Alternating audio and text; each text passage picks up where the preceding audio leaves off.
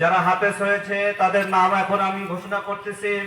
হাফেজ মোহাম্মদ আলমগীর ইসলাম, পিতা মোহাম্মদ আনারুল হক, ঠিকানা লক্ষণপুর পীরপাড়া, সৈয়দপুর, নীলফামারী। ছাত্ররা তোমরা তাড়াতাড়ি স্টেজে চলে আসো। জি জি জি। 2 নম্বর হাফেজ মোহাম্মদ নাজমুল হাসান, পিতা মোহাম্মদ হায়দার আলী, ঠিকানা লক্ষণপুর, মুন্সিপাড়া, সৈয়দপুর, নীলফামারী।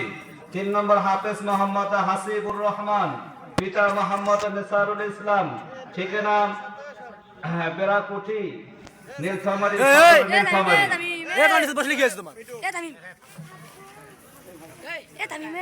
4 নম্বর হাফেজ মোহাম্মদ আব্দুল সালাম, পিতা মোহাম্মদ আনিসুল হক, ঠিকানা রহিমাপুর, পাঠানপাড়া, তারাগঞ্জ, রংপুর। 5 নম্বর হাফেজ মোহাম্মদ ওবায়দুল হক, পিতা মোহাম্মদ আব্দুল মালেক, ঠিকানা বারাইশালপাড়া, শেখপাড়া, সৈয়দপুর, নীলফামারী।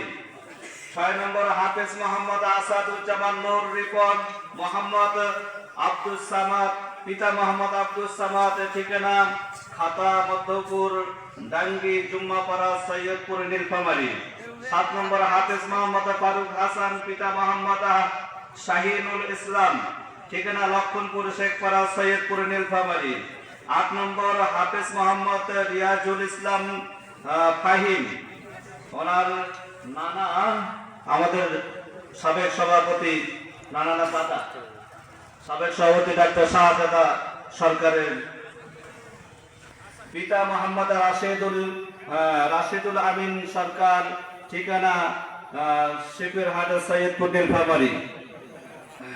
9 নম্বর হাফেজ মোহাম্মদ আবু তালহা, পিতা মোহাম্মদ শামীম মোর্শেদুজ্জামান, ঠিকানা রামনাথপুর, খোলাইহাটির মোড়, বদরগঞ্জ, রংপুর।